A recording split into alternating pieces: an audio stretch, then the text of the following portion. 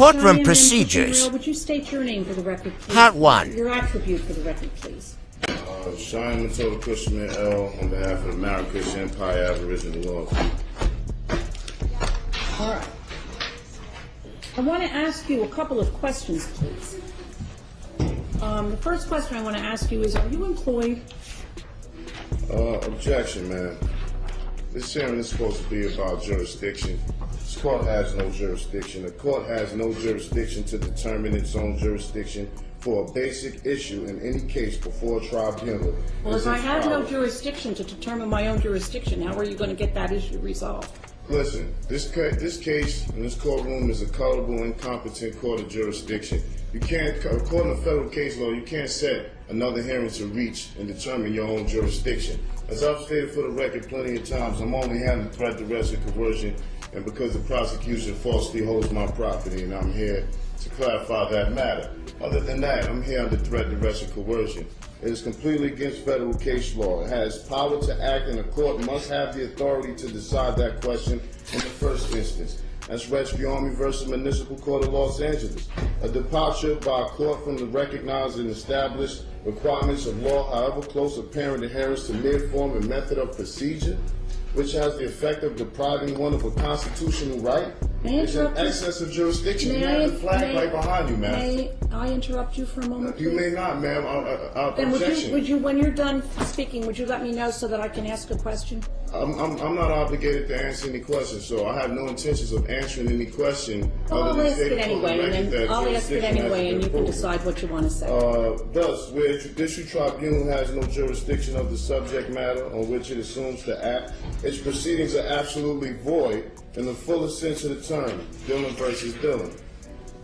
Courts enforcing mere statutes, as it is to my understanding that this is a statute, not a constitutional violation of law. In fact, one of the hearings I had with you, you said people are not charged with constitutional violations.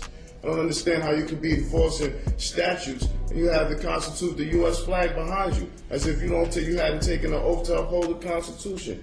Courts enforcing their statutes do not act judicially, but merely ministerially. Thus, no judicial immunity, and unlike courts of law, do not obtain jurisdiction by service of process, nor even arrest and compelled appearance. Boswell versus Otis.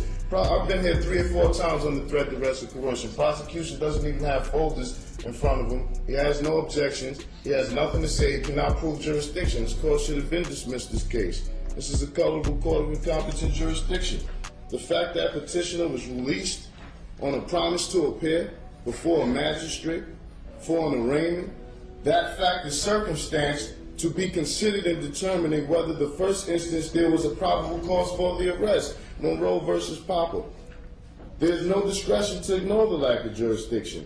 Court must prove on the record all jurisdiction facts related to the jurisdiction asserted. A universal principle, as old as the law, is that proceedings of a court without jurisdiction are a nullity and its judgment therein without effect either on person or property. This case has already been put before the federal court, and you will be receiving a notice of removal very shortly. This court has no jurisdiction. Prosecution can't prove jurisdiction. This case shall be dismissed, and it will. Did you file a notice of removal with the federal court? Yes, you will be receiving it shortly. All right. When I receive it, I will rule on it. This is my question to you, however. Are you employed? I'm not employed. I'm not employed with any corporations incorporated with the state of New Jersey. Are you employed with any corporation that's incorporated outside of the state of New Jersey? Objection. I'm not here to answer questions about my employment. The last time I was made aware of this was supposed to be about whether this court has jurisdiction, and clearly it doesn't. A question about employment has nothing to do with whether this court has jurisdiction, so I'm not obligated to answer those questions. And I shall not be answering any more of those questions that are not pertaining to jurisdictional facts. Well, this is my question to you. I asked it before. If your position is that this court has no jurisdiction to determine its own jurisdiction. Objection, man. That is not my ruling. That is not my holding. I've given you the federal case law regarding such.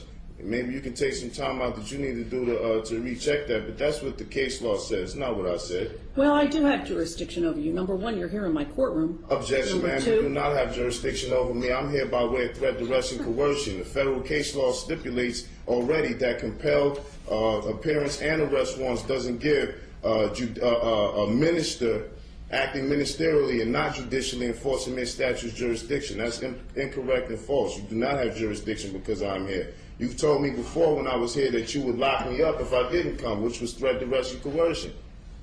I think that you misstate what I told you. Objection, ma'am. I have not misstated. I have the videos. I have it on repeat 24/7. I've seen you say it. I don't recall that I said I would lock you up. Well, objection, ma'am. That's on the record. Well, you can object all that you want, sir. And I will continue to have a difference of opinion about that.